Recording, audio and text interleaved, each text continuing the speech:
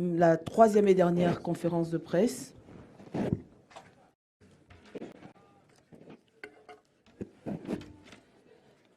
Quatre questions pour l'entraîneur Aliou Cissé. Là-bas. Le micro derrière.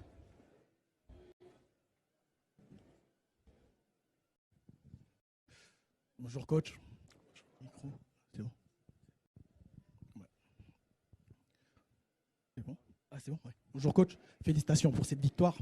Alors lors de la victoire acquise à Lens, je vous avais posé une question, à savoir quels étaient les enseignements tirés de ce match amical. Forcément mise en place. Aujourd'hui, avec la victoire acquise, en quoi ce match amical gagné contre le Cameroun vous a permis de préparer ce match et de dompter les Lions qui sont censés être indoptables? Merci beaucoup. C'est pas un match amical. Hein. C'est un deuxième match, c'est pas un match amical. C'est un deuxième match de poule. Mais féliciter mes joueurs. Je crois qu'ils ont fait un gros match aujourd'hui. Ils ont respecté les consignes. On a bien travaillé sur ces deux 3 jours-là qui ont précédé le match contre la Gambie. Je crois qu'ils ont été réceptifs tout le long du match. On a pratiquement contrôlé le match. On a eu quelques frayeurs quand ils ont verticalisé en deuxième période. Mon seul regret aujourd'hui, c'est d'avoir pris ce but-là sur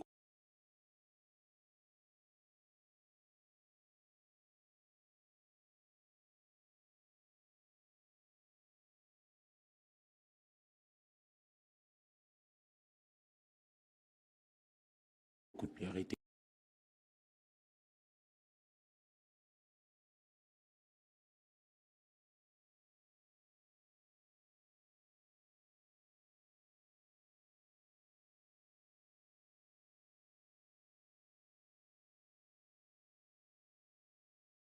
Qui est synonyme en réalité de qualification en huitième de finale.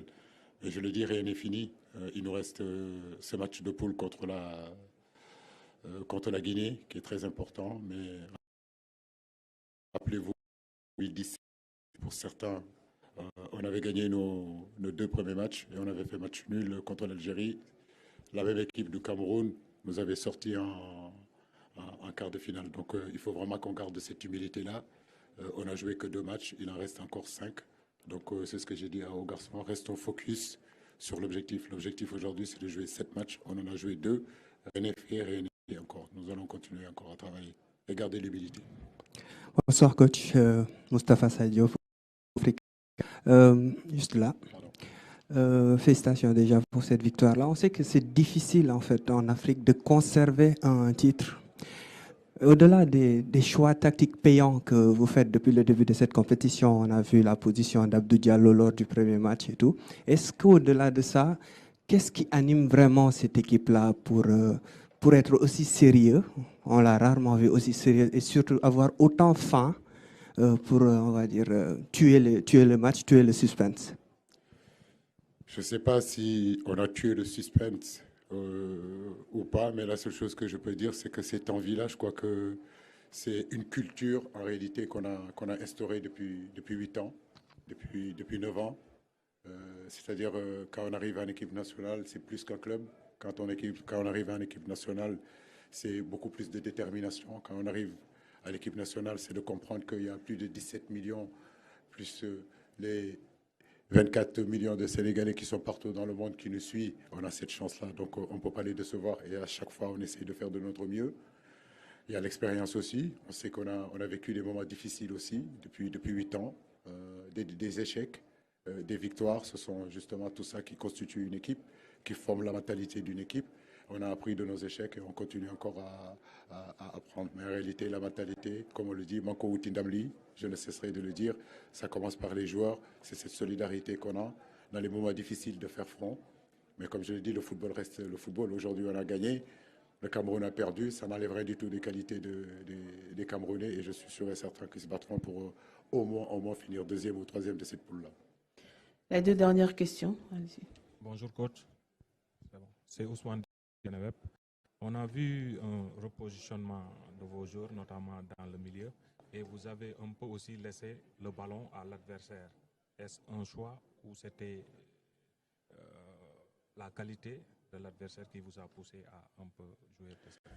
Vous savez, il fait très chaud ici en Côte d'Ivoire et à Yamoussoukro. Il y a aussi cette intensité-là.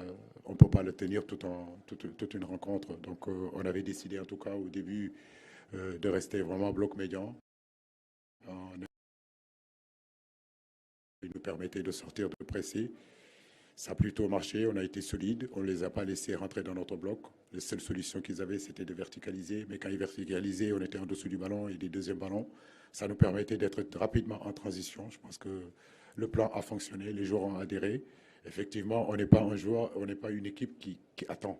Voilà. Donc d'habitude, on a une équipe qui avance, qui va.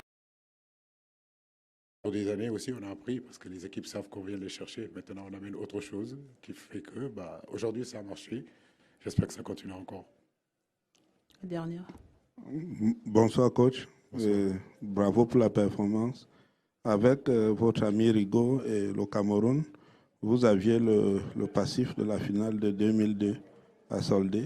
Est-ce qu'après cette victoire, vous vous dites vous avez votre revanche? Non. Je le dis et je le répète encore, le Cameroun reste le Cameroun. En 2002, effectivement, on avait perdu, mais je le dis encore, on est cherché notre premier trophée continental en terre camerounaise. Donc ça veut dire que le Cameroun et le Sénégal, c'est les mêmes nations de football. À côté de ça, Rigo fait du bon boulot. Aujourd'hui, il n'a pas eu la chance de gagner. Ça n'enlève rien du tout de ses qualités d'entraîneur. Mais ce que je veux souligner seulement, c'est que le Cameroun a changé aussi de joueurs, de profil de joueurs. Aujourd'hui, ce n'est plus Eto'o, ce n'est plus Foué, ce n'est plus Jérémy Nitap, ce n'est plus Kala derrière, ce n'est plus Tchato. Donc ces joueurs robustes, ces joueurs qui sont dans l'impact, je crois que le Cameroun a aujourd'hui d'autres profils de joueurs qu'il faut rapidement s'adapter parce que c'est des joueurs qui aiment le ballon, qui veulent jouer, qui ne sont pas dans l'impact comme leurs aînés. Donc c'est pareil au Sénégal. Nous, à notre époque aussi, c'était comme ça. On était vraiment dans l'impact. S'il y a une chose qu'on a progressé en réalité et être au niveau des Camerounais sur ces dernières années, c'est l'impact physique. Ça, les Camerounais nous l'ont toujours montré. Maintenant, le football évolue et il est important aussi de s'adapter au profil de joueurs que nous avons. Merci, coach. Merci. Et bonne chance pour la Bonne suite. soirée, merci.